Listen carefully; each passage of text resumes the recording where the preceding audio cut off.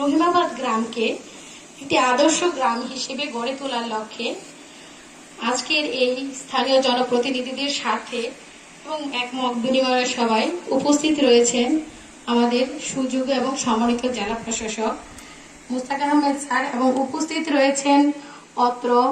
গ্রাম রহিমাবাদ জেলা ও উপজেলা সমবায় সম্মানিত জনপ্রতিনিধিবৃন্দ, সম্মানিত সাংবাদিক ভাইবৃন্দ, ইলেকট্রনিক্স মিডিয়ার বৃন্দ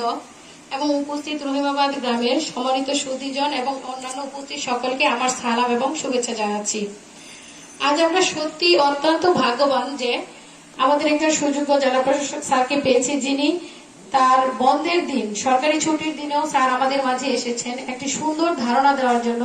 যে একটি আদর্শ গ্রাম, স্যারের যে স্বপ্ন বা প্রত্যেকটি গ্রাম নিয়ে যে স্যার স্বপ্ন দেখেন বা একটি গ্রামকে উন্নত বা সব ধরনের সুযোগ সুবিধা দেওয়ার জন্য যে বিষয়গুলো বা উপাদানগুলো দরকার